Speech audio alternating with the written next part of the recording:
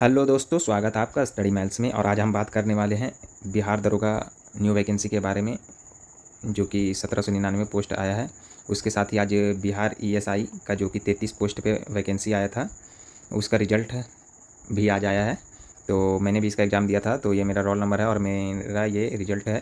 तो फाइनली मेरा इसमें प्री में हुआ है। इससे पहले भी मैंने 1275 का मेरिट में आउट हुए थे।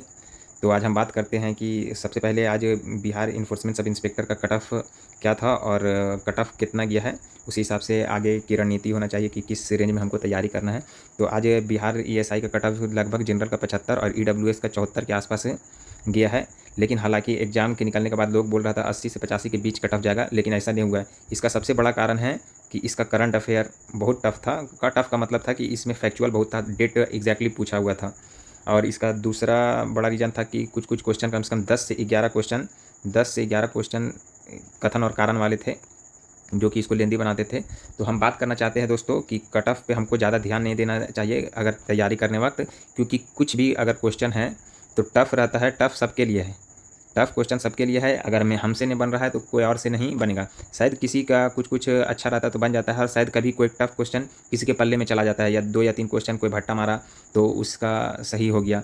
तो हमको उस दिशा में काम करना है कि हमको ना कि प्री के बारे में सोचना है, ना मेंस के बारे में, हमको डायरेक्ट मेरिट के बारे में सोचना है। क्योंकि हम लोग 1275 में मेरिट आउट हो चुके हैं, तो उसका दर्द हम समझ सकते हैं कि मेरिट से आउट होना कितना बड़ा टफ काम है। तो इस बार 1799 वैकेंसी आया है, जो कि प्री में इसका 20 गुना देगा, लगभग 36,000 रिजल्ट देगा। उसमें हमको प्री में घुसना है, लेकिन प्री से ज़्यादा हम लोग को क्या करना है, मेंस के बारे में ज़्यादा सोचना है कि हम लोग को मेंस की तैयारी किस तरह से हो। तो सबसे पहले हम बात करेंगे दोस्तों कि अगर जो नए हैं तो उसको ज़्यादा कोचिंग के बारे में ना सोचना है और किसी कोचिंग के पीछे नहीं भागना है।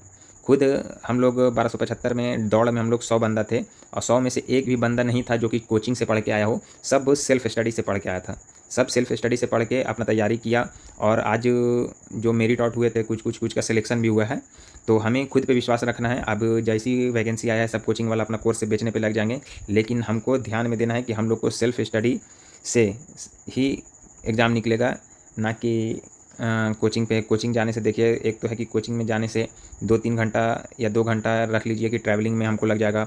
बाकी वहाँ का माहौल क्या है, बहुत सा को देख के डिप्रेशन में आ जाइए, कुछ बच्चा अच्छा परफॉर्म कर रहे हैं, कुछ नहीं। हमको टेस्ट मारने के लिए किसी कोचिंग में ज्वाइन कर लीजिए और सेल्फ स्टडी पढ़िए। सेल्फ स्टडी में हम तो बुक को सजेस्ट करेंगे कि ज़्यादा बुक पे ज़्यादा ध्यान ना दिए। लूसेंट सबसे पहले बढ़िया से पढ़िए, उसके बाद घटना चक्र है, हिस्ट्री हो, साइंस हो और ज्योग्राफी और पॉलिटी, ये 4 चीज़ का घटना चक्र बढ़िया से पढ़िए। उसके बाद जो सबसे मोस्ट इंपॉर्टेंट है, करंट अफेयर को बढ़िया से पढ़िए, खास करके स्पोर्ट्स से रिलेटेड हो, साइंस एंड टेक से हो। तो इसका मतलब है कि करंट तो हमको सबसे बढ़िया, क्योंकि करंट और साइंस मिला के 40 क्वेश्चन आते हैं यहाँ से। तो हमको ये 2 पोर्शन तो खास के मजबूत करना है बिहार दरोगा के लिए। और यहाँ पे बिहार दरोगा में सबसे बड़ी बात है कि ये प्रीवियस ईयर को सबसे पहले हमको देख के जाना है। अगर बिहार दरोगा का आप एग्जाम देख रहे हैं तो प्रीवियस ईयर क्वेश्चन को देखिए कि प्रीवियस ईयर किस टाइप का क्वेश्चन पूछा है, उसी के अनुसार हमको काम करना है।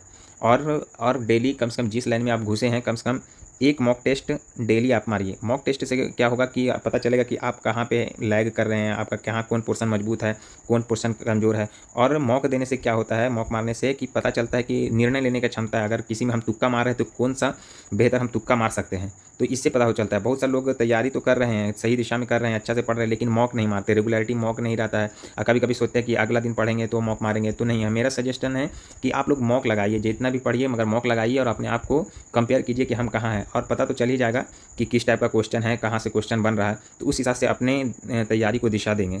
तो पहला मैं यहीं तक बात अभी रखना चाहता हूँ। अगर वीडियो अच्छा लगा है तो लाइक करें और कमेंट करें, और किसी चीज़ का जानकारी चाहिए तो यहाँ पे कमेंट के नीचे कमेंट कीजिए। धन्यवाद।